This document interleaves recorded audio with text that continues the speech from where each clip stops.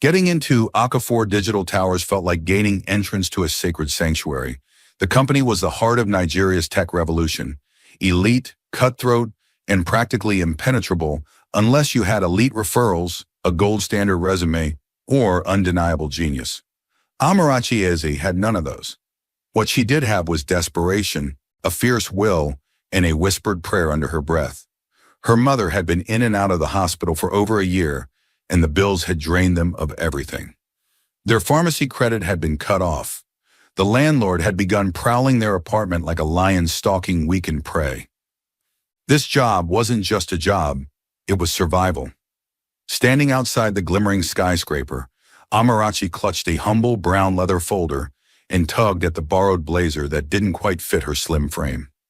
She shut her eyes, drew in a breath, and whispered, "God, I don't need riches. I just need enough. Please let this be enough." Inside, the structure sparkled.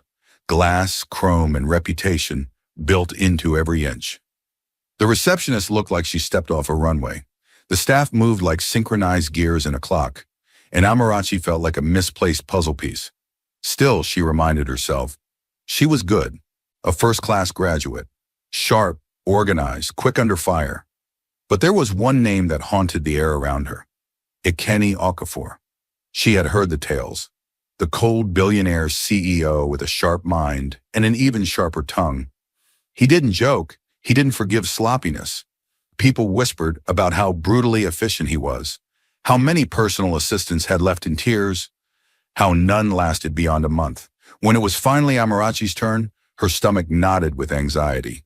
She stepped into a dark-paneled, polished office, her heart hammering. Ekene didn't even glance up from his laptop. His tone was clipped and flat. "Tell me something about you that's not in your resume." Amarachi hesitated. Others might have panicked, but not her. Her voice was calm. "I don't crack under pressure, sir, and I know how to work with difficult people." His fingers paused on the keyboard. That made him look up. His deep brown eyes landed on hers, steady, self-assured, and striking. He hadn't expected that. No fidgeting, no flattering. Just poise. Something about her tugged at his curiosity. He reached out a hand. "Your resume." She handed it over wordlessly. He read it, first-class honors, bilingual, tech-fluent, ridiculously organized. Yet she wasn't just a brain. There was elegance in her simplicity, strength behind the soft-spoken tone, beauty that didn't try too hard. Ekene leaned back in his chair, then spoke with finality. "Be here at 7 a.m. tomorrow. I don't tolerate lateness, Miss Eze. You're on a 1-month probation." For a heartbeat, Amarachi thought she misheard. Her eyes widened. "Sir, I got the job?" He arched a brow. "You heard me." As soon as she exited the office, tears pooled in Amarachi's eyes. Not tears of sorrow, gratitude. She clasped her hands together and whispered, "Thank you, God. You heard me." For the first time in a long while, hope took root in her chest. Amarachi Eze couldn't wait to get home. Her shoes barely skimmed the pavement as she exited Okafor Digital Towers. For a brief, shining moment, she forgot the chaos of Lagos traffic, the sweat beating her back, and the anxiety that had plagued her all morning. All she could think about was one thing: telling her mother. She alighted from the bus and practically jogged the rest of the way. Their modest 2-bedroom flat in the heart of Surulere wasn't much by any measure, but it was theirs. And the woman waiting behind the door meant everything. "Mama," she called as she stepped inside, panting. Her mother, seated on the worn-out couch with a faded blanket over her knees, looked up in surprise. "Amara, you're back early." Amarachi tossed her bag on the table and rushed over. "I got it. Mama, I got the job. Okafor Digital actually hired me. I start tomorrow." Her mother stared at her, eyes wide, then released a joyful sound that was somewhere between a sob and a laugh. She hugged Amarachi tightly, her hands trembling with emotion. "Oh, Amara, my daughter, God has done it. I'm so proud of you. So proud." Amarachi melted into the embrace. At 24, her mother remained her anchor, her reason for fighting. After her father had died shortly after her secondary school graduation, it had been just the two of them. No extended family help. No safety nets. Just grit, faith, and each other. Her mother had scrubbed floors and sold roasted plantains in traffic, so Amarachi could finish school and hope for a future. Now it was Amarachi's turn to give back. "There'll finally be money coming in," she whispered, pulling back gently. "No more missing meds because we can't afford them. No more worrying about rent. I can't promise luxury, but I can promise stability." Her mother smiled, but the joy in her eyes was tempered by something else. Worry. "It's a big company, Amara. Are you sure they'll treat you right?" Amarachi hesitated. "The CEO, he's not exactly known for kindness. People say he's cold, demanding, the kind of man who can make you feel invisible." Her mother's brows furrowed. "And you still want this job?" "I have to, Mama," Amarachi said with quiet determination. "Even if it tears me apart, I have to. You've sacrificed everything for me. It's my turn now." The next morning, Amarachi was up before dawn. She ironed her outfit twice, styled her hair into a sleek bun, and carefully packed her laptop and notes. Her mother insisted she eat before leaving, sliding a plate of toast and a mug of tea into her hands. "Promise me you'll eat, no matter how busy your day gets," her mother urged. Amarachi smiled. "I promise." She arrived at Okafor Digital at exactly 6:55 a.m., 5 minutes early. She felt proud. Until she realized Ekene Okafor was already in. She had barely set her bag down before her desk intercom buzzed. "Miss Aze, my office, now." She exhaled sharply, straightened her skirt, and walked into his office. Ekene didn't look up from his desk as he spoke, his voice sharp. "I do not tolerate my assistant arriving after me. If this happens again, you're gone. Get me coffee. Black." She stood still for a moment, absorbing his words. Then, without protest or explanation, she nodded and left. Back in his office, Ekene paused. That was different. Most of his previous assistants would have fumbled, made excuses, or worse, argued. But not her. She absorbed the sting of his tone like it meant nothing and exited with a grace that disarmed him. It bothered him more than he cared to admit. A few minutes later, she returned with a cup of hot black coffee. She placed it gently on his table. He took a sip. It was perfect. His eyes lifted, following her as she returned to her desk, composed, silent, and radiant in her simplicity. This one was different. Too calm, too poised, too perfect. And for the first time in a very long time, Ekene Okafor found himself intrigued. She didn't just do her job. She embodied it. Every task Amarachi completed bore a mark of flawless precision. Every deadline came and went with no fanfare because she always beat it. Meetings were scheduled and followed up with military-like structure. And somehow she managed to anticipate Ekene Okafor's every need before he even voiced them. Where most assistants needed constant prompting, Amarachi simply knew. Her mind worked 3 steps ahead of his, efficient, disciplined, silent. Ekene couldn't understand it. People in his world scrambled to impress him. They boasted, they postured, they tried too hard and often failed spectacularly. But not her. Amarachi worked in quiet, composed brilliance. No gossip, no need for attention. She kept her head down and somehow still moved mountains. He watched her stay back after hours, poring over files, researching tech trends, and devising cost-saving processes his own department heads had missed. She didn't just patch holes, she redesigned entire systems. One afternoon, without being asked, she drafted a proposal to a South African tech firm and pitched a partnership that had since evolved into a multi-millionaire deal. Ekene had stared at the email for several minutes, stunned. She did this. Without his input, every morning she arrived early, beating traffic, immaculately dressed in simple but tasteful clothing. Her desk was a model of order, her schedule airtight, and her coffee, always bold, black, sugarless, flawless. When he barked instructions or brushed off her efforts without acknowledgement, she never reacted. No flinching, no irritation, no attempts to prove herself. She simply nodded and walked away, poised, regal, untouchable. No one had ever done that to him before, not in over a decade of running Okafor Digital. And it was driving him insane. At home, Amarachi let the day peel off her skin. After dinner, she would sit beside her mother on the worn-out couch, kick off her heels, and vent gently. "He didn't even look at me today," she'd murmur. "I caught a 7-figure discrepancy in a client's contract and corrected it. No acknowledgement. No thank you. Just send it to legal." Her mother, ever wise despite her illness, would smile and stroke her daughter's arm gently. "Amara, not all rewards come with applause, but heaven sees, and God blesses the work of our hands. Your day will come." Amarachi would nod with a soft smile, but the words couldn't always lift the growing heaviness in her heart.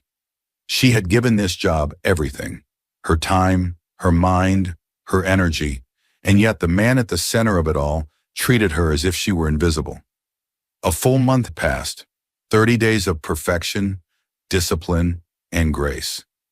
And Ekene Okafor had not uttered the words thank you once. She didn't need praise, but acknowledgement? That would have been nice. Still, Amarachi rose each morning and fought for the life she dreamed of, for her mother, for herself, for a future not built on struggle. She knew what she had signed up for. She'd heard the whispers and seen the coldness firsthand. Still, she stayed. He could be dismissive. He could be cold, but she would not let him alter the essence of who she was. She had already faced worse. And if being personal assistant to the most insufferable man in Lagos was the path to peace, she would walk that path barefoot if she had to. What she didn't know, however, was that behind that icy mask, Ekene Okafor was watching. He was listening. He was feeling. And deep within his fortified heart, a tiny crack had begun to form. Monday mornings at Okafor Digital Towers had a rhythm, sleek, seamless, almost sacred. Staff glided through corridors with expert precision, coffee cups in hand and tablets aglow. By 7 a.m., the air already pulsed with productivity. But this Monday felt different. Ekene Okafor sat behind his polished mahogany desk, scanning reports on his screen. His untouched coffee cooled beside him, forgotten. His eyes, however, kept drifting to the corner monitor on his desk, the one linked to the company's internal CCTV system. And there she was, Amarachi Eze. She was always the first to arrive, always calm, always composed. But not today. Her shoulders sagged, her movements were sluggish. The energy that usually radiated from her gone. She looked worn, defeated. Her face, usually serene, was shadowed with fatigue and sorrow. Ekene frowned, puzzled. He had never seen her like this. His first instinct was to ignore it. She was his assistant, not his responsibility. Whatever was troubling her was none of his business. But a strange tension coiled in his chest, tight and unfamiliar. Still, old habits were hard to break. Pride had always been his fortress. He buzzed her in. She entered slowly, her notepad tucked under her arm. She didn't meet his eyes, and something about her looked smaller, not in size, but in spirit. I didn't complete the proposal from Friday," she said quietly, voice barely above a whisper. "There was a family emergency over the weekend. I tried, but I just couldn't focus. I'll have it done by lunchtime, even if I skip my break." Silence stretched between them. Ekene's gaze locked on hers, and for a fleeting second, something twisted in his stomach. Her tone was respectful, but heavy with exhaustion, grief, and something he couldn't quite name. Still, he leaned into what he knew: control. "I do not tolerate incompetence, Miss Eze," he said coolly. "That file had a deadline. I want it on my desk in 20 minutes. No excuses." Something flickered across her face. Not anger, not fear, disappointment. She blinked slowly, nodded, and whispered, "Yes, sir." Then she turned and left, quietly like a candle blown out. Ekene sat back, jaw tight, fists clenched. That look, that calm, wounded look, haunted him. He tried to focus on emails, but the image of Amarachi wiping a silent tear as she sat at her desk replayed in his mind. On the CCTV screen, she typed slowly, shoulders trembling, her tissue dabbing discreetly at her face. She clearly thought no one saw her. But he saw her. And for the first time in years, Ekene Okafor felt like the villain in his own story. What did he gain from that? What was the point of treating someone who had never failed him, like they were disposable? She had given more than anyone else ever had, brought deals, saved time, delivered precision every day, all without asking for praise. And the one time she stumbled, he crushed her. He leaned back in his chair, staring at the ceiling. That look she gave him, quiet and cutting, was worse than any rebuke. Why did it matter so much? Why did she matter so much? He didn't know. All he knew was Amarachi Eze was no ordinary woman. And somewhere in the frozen core of his heart, something was starting to thaw. Ekene Okafor couldn't sit still. His office, normally a space of ironclad focus and precision, felt stifling. His fingers hovered uselessly over his keyboard, his eyes staring past the laptop screen. He couldn't shake the image of Amarachi's tear-streaked face. He hadn't just crossed a line. He'd trampled over it. And for what? Pride? Control? It wasn't enough to regret it. He needed to understand what had broken that impenetrable composure of hers. Without hesitating, he picked up the phone and dialed a number he hadn't used in a while, his private investigator, the one who always delivered. My assistant had a family emergency over the weekend, he said curtly. I want details. Everything. Now. 15 minutes later, the phone rang. The voice on the other end didn't delay. Her name is Amarachi Eze, age 24, grew up in Surulere, only child. Father passed shortly after she finished secondary school. She's been caring for her mother ever since. Ekene sat up straighter. Her mother is in the hospital, the man continued. Critical condition, heart failure, long-term complications from a recurring infection. She's on life support, needs a transplant. Ekene's jaw tightened. They've been trying to raise funds for a donor heart. The surgery will cost around 50 million naira, but she doesn't even have half of that in all her accounts combined. The call ended. Silence filled the room. 50 million naira, a sum he could transfer before breakfast. And yet Amarachi had come to work. Every day. On time, precise, brilliant. Carrying that kind of weight on her back. Never once had she complained. Never once had she asked for help. Shame clawed at his chest. Real shame. Heavy, crippling, humbling. He picked up his phone again and called a close friend in the medical field, then another and another. He explained the situation urgently, desperate for options. Each one said the same thing. She doesn't have time. The longer she waits, the more her mother's chances fade. One voice was blunt. If they're serious about a transplant, they need to move now. Ekene didn't hesitate. Find me a match, any cost, any country. I'll pay. I'll transfer the funds today. He ended the call, stood up from his desk, and walked out of his office for the first time that day. Not as the commanding CEO, but as a man who knew he had to make something right. Crossing the office floor, he stopped at Amarachi's desk. She looked up startled, eyes rimmed with fatigue. Miss Amarachi, he said gently, follow me. She blinked, confused, but rose slowly. No questions. Not today. Her spirit was stretched too thin for questions. They walked in silence toward the elevator. Outside, his driver stood waiting, holding the door open. Get in, he said softly. Amarachi hesitated, but relented. The car pulled away into traffic. The ride was hushed, filled only with the hum of tires and the storm of thoughts swirling in both their heads. She stared out the window, her mind fixed on her mother tubes, machines, beeping monitors. She had left her under her aunt's care just to come to work. The guilt gnawed at her. 20 minutes later, the car turned into the driveway of an upscale restaurant in Lekki. Amarachi blinked but said nothing. They entered, were escorted to a private booth, and sat down. Still, she didn't ask anything. Her hands folded in her lap, her eyes downcast. She just wanted it all to be over. But Ekene wasn't here for business. He was here for something else. and he wasn't going to let her leave without hearing it. The soft candlelight in the secluded booth barely touched Amarachi's face, but even in the dim glow, Ekene Okafor could see the exhaustion in her eyes. She sat stiffly, silently, her hands resting neatly in her lap, as if bracing for something.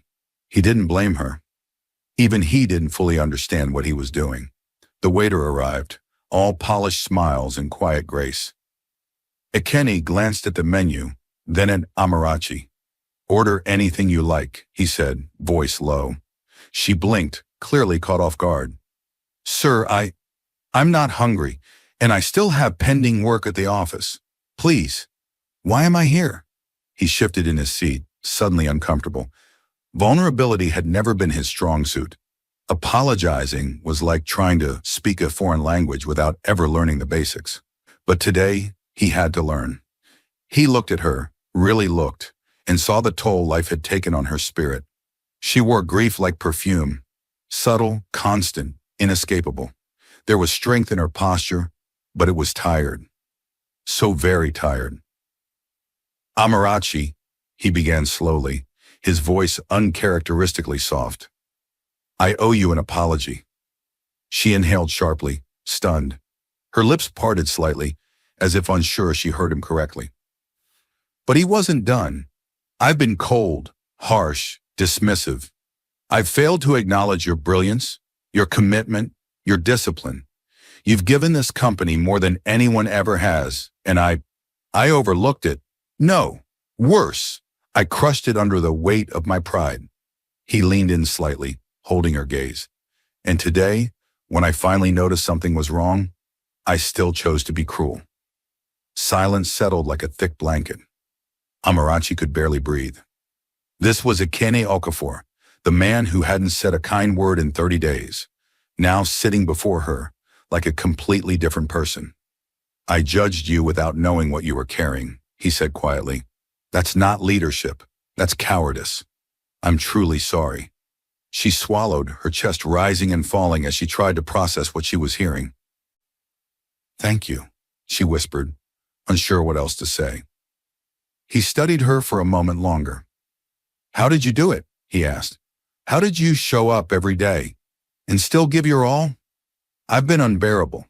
You never reacted, never complained. Why?" She lowered her eyes, then met his again, this time with quiet strength. "Because I know what it takes to build something from scratch," she replied softly. "I've watched my mother do it all her life. She taught me that purpose requires sacrifice, that if you're going to be part of something great, you give it your best, even when no one sees." Ekene was speechless. This woman across from him, she wasn't just competent, she was extraordinary. And now that he had finally seen her, really seen her, he wasn't sure he could look away again. For the next hour they talked. About systems, about productivity, about better policies and innovation. She spoke with a passion that made her eyes glow. He barely heard the words, he was watching the fire behind them. For 2 hours, Amarachi forgot. She forgot about heart monitors and hospital corridors. She forgot about overdue bills and sleepless nights. She simply breathed. Eventually, reality returned. "I should get back," she said softly, glancing at her watch. "There's work to finish, and I need to check on Mama." He nodded, respectful. No resistance. The ride back was quiet, but no longer awkward. Something had shifted between them, something fragile, unspoken, but very real. She gathered her things from her desk. He waited for her. His driver dropped her off at her flat in Surulere. As soon as she stepped inside, Amarachi rushed into the bathroom, freshened up, and prepared to leave again. There was only one place she needed to be: the hospital. Even the rare softness in Ekene's eyes today couldn't compare to what truly mattered most: her mother's life. That night, Ekene Okafor stood beneath a hot stream of water in his shower, letting it hit his shoulders like the weight he could no longer carry. The heat should have soothed him. Instead, it only steamed around the heaviness that refused to lift from his chest.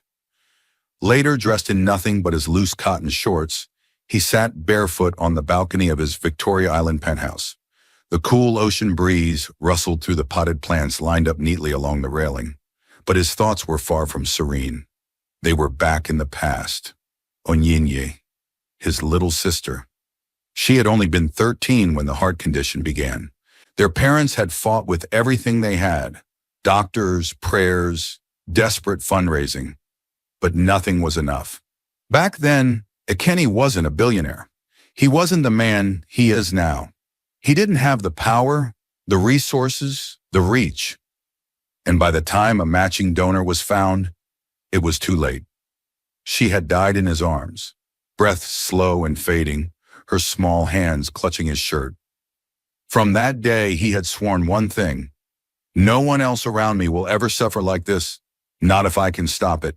And now Amarachi's mother was living the same nightmare, the same machines, the same prognosis, the same helpless hope. But this time, he had the means to make a difference. He couldn't let another Onyinye slip through his fingers. The next morning at the office, something had changed. Not in the staff, not in the systems, but in Ekene himself. He didn't yell. He didn't command. He didn't even ask for his morning coffee.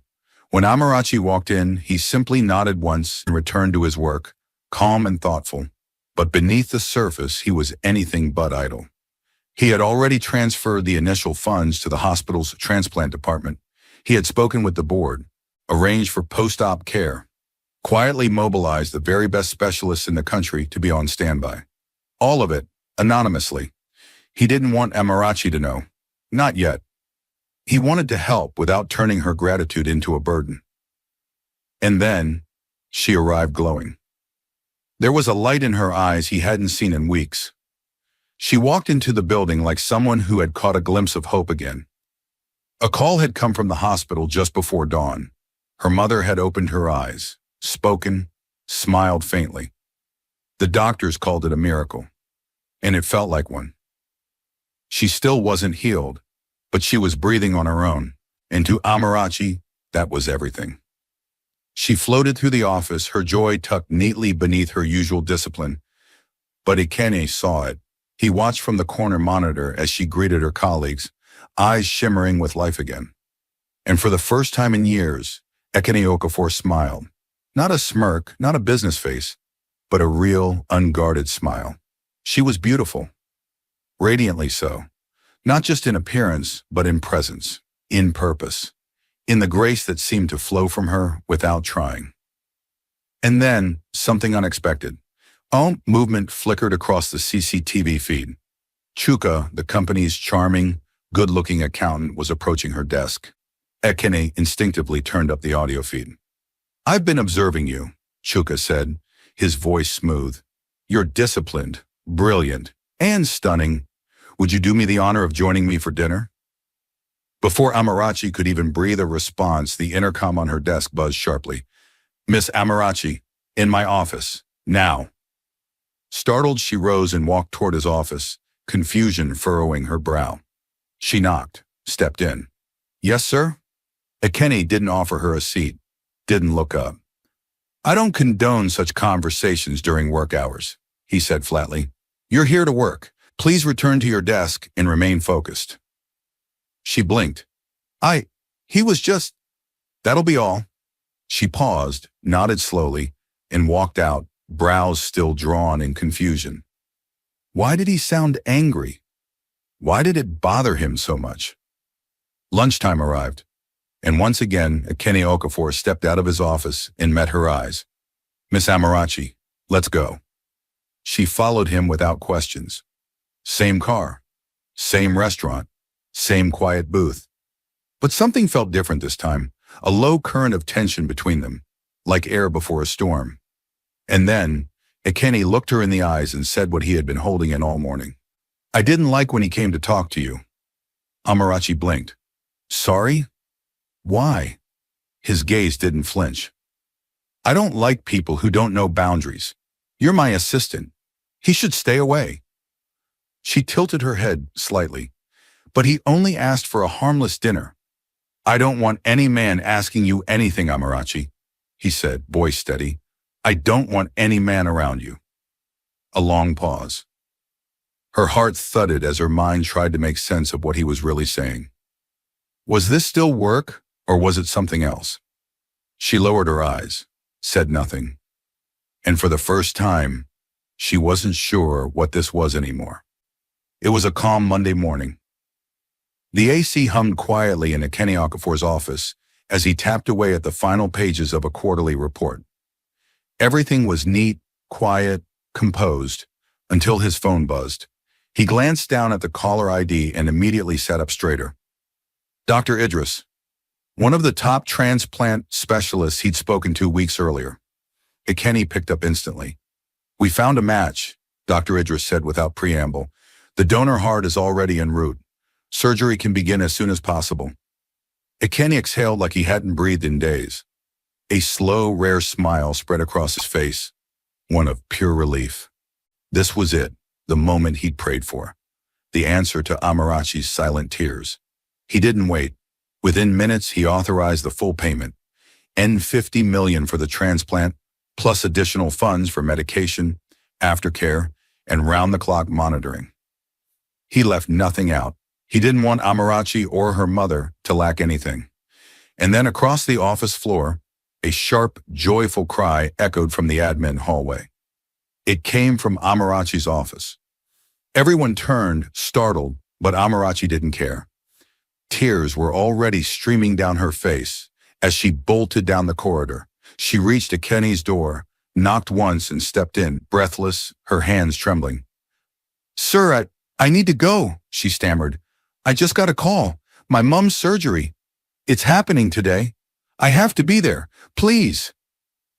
Ikenna met her eyes. He didn't flinch. His voice was calm. Go. She blinked, stunned at the ease of his answer. There were no questions, no resistance. She nodded, whispered a thank you, and ran out. She didn't know how the money had been paid, only that the miracle had happened. And it had happened today. She hailed a taxi immediately, heart pounding, as she made her way to the hospital. When she arrived, her aunt was already at the entrance, waving her in with urgency. Together, they rushed into the ward. Her mother lay in bed, frail but smiling. Her fingers twitched with life. Her eyes fluttered open. God has done it, her mother whispered with a trembling voice. You did this, didn't you, my daughter? Amarachi shook her head, brushing tears from her cheeks. No, Mama, I didn't. I don't know who did, but someone gave us another chance. Surgery began shortly after. It took nearly 12 hours. Amarachi waited the entire time on a stiff plastic bench, hands clasped in the endless prayer. Every tick of the clock was a battle between fear and hope. Finally, just before midnight, the doctor emerged with tired eyes and a soft smile. It was successful. She made it. Amarachi almost collapsed from the weight of joy. Her knees hit the tiled floor as she wept, grateful, overwhelmed, and desperate to know who had changed her life. Later that night, after checking on her mother one last time, she approached the doctor. Please, she begged, voice raw, I need to know who paid for it. I have to say thank you. At first, the doctor resisted. The donor requested to remain anonymous. But Amarachi pressed, eyes pleading, her entire soul in her gaze. After a long pause, the doctor exhaled and said, It was Mr. Kenny Okafor. Her breath hitched. Everything clicked. The apology, the shift in his tone, the unexpected calm, the sudden change. She stood frozen in the corridor, the weight of it all crashing into her. He did this. He saved her mother. Without waiting a moment longer, she entrusted her mother to her aunt and hailed a taxi. Victoria Island, she said to the driver, voice trembling. The Okafor residence. Please hurry. By the time she arrived, it was past 9 p.m.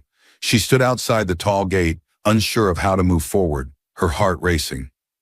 The security guard received a call just moments later. Let her in, Kenny had said. He'd seen her on the cameras. Inside, Kenny stood alone in his living room, shirt unbuttoned, barefoot, his heart thudding in his chest. And then the door opened. Before he could speak, Amarachi rushed in, eyes shining, cheeks wet, and threw her arms around him. She kissed him. Deep, Raw, grateful, real. He froze at first, caught off guard, and then surrendered, pulling closer, returning the kiss like it was the only thing keeping him grounded. When they finally broke apart, she whispered, "I can never thank you enough. You've made me the happiest woman alive." He looked into her eyes, steady and certain. And then, in the same way he'd closed billionaire deals, he said, "You can start by saying yes to marrying me." Amarachi staggered back slightly, eyes wide, lips parted in disbelief. "Wait, what?" she breathed. "I'm serious," Ekene Okafor said, voice calm but firm. "I don't want to date you. I'm not here to play games. I know what I want. And I want you." A laugh tumbled from her lips, soft, disbelieving, laced with tears. "You don't want to date me first?" He stepped closer, took her hand gently. When a man knows what he wants, he doesn't waste time. Her heart thundered beneath her ribs. She had never imagined this moment not like this. Not from him. I need you to meet my mom," she whispered. Ekene didn't hesitate. "Tomorrow." The morning sun filtered through the windows of St. Jude's Specialist Hospital, casting a warm glow across the ward. Amarachi sat beside her mother, brushing her hair, barely able to contain the joy that bubbled under her skin. Her phone buzzed. "I'm downstairs." "Ekene," she smiled, cheeks glowing. "Mama," she said, rising to her feet, "you have a guest." When she returned a few minutes later, Ekene was walking behind her, dressed in a simple black caftan that softened his usual sharp edges. He looked peaceful. Her mother blinked at him, recognition dawning. "So, you're the miracle man?" Ekene chuckled gently. "I'm not sure about miracle, Ma, but I'm deeply honored to meet you." She motioned toward the empty chair beside her bed. "Please sit." He did. The room fell quiet for a moment. Not awkward, but full of emotion and silent understanding. Then Amarachi's mother spoke, her voice low but clear. "Thank you. I don't even know where to start. You gave me back my life, gave my daughter her light again. That is something I can never repay." "You don't need to," Ekene replied sincerely. "It was my honor, truly." She studied him then not as a businessman, but as a man, her eyes sharp, motherly, wise. "I see it in your eyes that you care about her, but I need to ask you plainly, why are you here, Mr. Okafor?" Ekene didn't flinch. "Because I want to marry your daughter." The words settled in the room like a quiet tremor. Amarachi froze. Her mother blinked slowly, clearly stunned. "Marry?" "Yes, Ma," he said with all the conviction in his chest. "She's the most grounded, loyal, intelligent woman I've ever met. She changed my life, and she doesn't even know it. I've never been more certain about anything." There was a pause. Then softly her mother asked, "Do you love her?" "With every part of me." "Will you respect her?" "I already do." "Will you protect her, even from yourself?" That question hit deep. Ekene's gaze didn't waver. "Yes, I will." "She's not just any woman," her mother added. "She's my whole heart." "I know," Ekene whispered. "She's becoming mine too." There was silence again, thick with emotion. Then her mother turned to Amarachi, who stood motionless, tears brimming in her eyes. "Do you love him?" she asked gently. Amarachi nodded, barely able to speak. "Yes, Mama, I really do." Her mother turned back to Ekene, a soft smile tugging at her lips. "Then who am I to stand in the way of love?" She extended her hand. "You have my blessing, Mr. Okafor. Take care of my daughter." Ekene reached out and held her hand firmly, reverently. "Thank you, Ma. I promise you, I will." Amarachi stepped forward, and the three of them embraced in quiet, heartfelt joy. Two hearts healed, one love blooming in the light. 3 months later, the sound of church bells echoed through the quiet streets of Ikoyi, rolling across Lagos like a celebration from the heavens. It was a day no one would forget, the wedding of Ekene Okafor and Amarachi Eze. What began as a guarded employer-employee relationship carved in tension and sacrifice, had unfolded into one of the most beautiful love stories the city had ever witnessed. The venue was a dream, a secluded garden chapel tucked among blooming jacaranda trees, adorned with ivory roses, gold accents, and soft fairy lights that shimmered like stardust. The aisle was lined with petals, the atmosphere rich with warmth and elegance. But nothing shone brighter than the bride. Amarachi walked down the aisle in a flowing, off-shoulder lace gown that clung delicately to her curves. Her hair was pinned into a classic updo, her makeup soft, her eyes glistening with unshed tears. She wasn't the woman who once cried quietly behind a desk. Today she was radiant, whole, fulfilled. And at the altar stood Ikeni, dressed in an immaculate white tuxedo, his gaze fixed solely on her. His eyes were steady, but anyone watching closely could see it. He was undone. In the front row, Amarachi's mother sat proudly, clothed in a silver lace wrapper and a matching gel. She looked regal alive. Against all odds, she had healed well enough to stand, to dance, to witness the moment she had feared she might never live to see. Tears streamed freely as she watched her daughter walk toward a future that once seemed so far away. As Amarachi reached the altar, Ekene stepped forward and took her hands. And as the priest asked them to share their vows, the air fell still. "I promise to love you," Ekene whispered, "on your strong days and your fragile ones. To stand by you even when the world stands against us. I will never stop choosing you, Amarachi." She took a deep breath, her voice steady. "I promise to walk beside you, in the boardroom, in the kitchen, and through life's storms. You are my peace, my partner, and my home." When the priest pronounced them husband and wife, the chapel erupted in cheers. Their kiss was long, passionate, and unforgettable, not just a seal of marriage, but a moment of triumph, of love that survived adversity, of hearts that found healing. In the years that followed, Ekene and Amarachi didn't just build a marriage, they built an empire. With Amarachi's sharp mind and Ekene's visionary leadership, Okafor Digital evolved into one of the most influential tech companies on the continent. They expanded across Africa, launched mentorship programs for women in tech, and created jobs for thousands. They didn't just build wealth, they built legacy. Amarachi remained his assistant by choice, long after she no longer had to be. She loved building with him from the inside out, and eventually she became co-CEO, his equal in every way. On every anniversary, Ekene would hold her hand and whisper, "You changed my life, Amarachi." And every time she would smile and reply, "You gave me one." Her mother lived to meet her grandchildren. Their home overflowed with laughter, warmth, and grace. What had begun in cold silence grew into a love story built on faith, resilience, and second chances. Two broken people, one unshakable bond, a love that rose from dust and never looked back. 5 years later, the Okafor mansion stood tall in the heart of Victoria Island. More than just a house, it had become a sanctuary. It was where dreams were nurtured, where purpose was lived, where love bloomed in the ordinary and shone through the extraordinary. Sunlight streamed through the soft white curtains of the master bedroom as Amarachi Okafor stirred awake, her eyes fluttering open to the sound of soft giggles. Their daughter Zena, now 4 years old, was bouncing on the bed, wearing her father's oversized glasses, her tiny curls bouncing with every hop. Beside her stood 2-year-old Liam, gripping a toy tablet and babbling about meetings in a way that made Amarachi laugh through her sleepiness. She pulled both of them into her arms, kissed their little foreheads, and asked, "Where's Daddy?" "In the garden," Zena whispered, like it was a secret.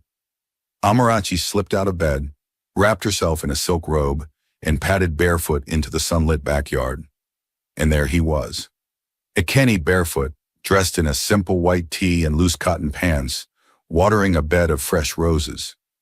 Roses he had planted in her name. He looked up when he heard her footsteps. And just like that, his face lit up, still. Even after 5 years, even with the world at their feet, he looked at her like she was the reason the sun rose. "Good morning, CEO of my heart," he teased. "Good morning, COO of my soul," she shot back, laughing as she walked into his arms. They had built more than a company. They had built a movement.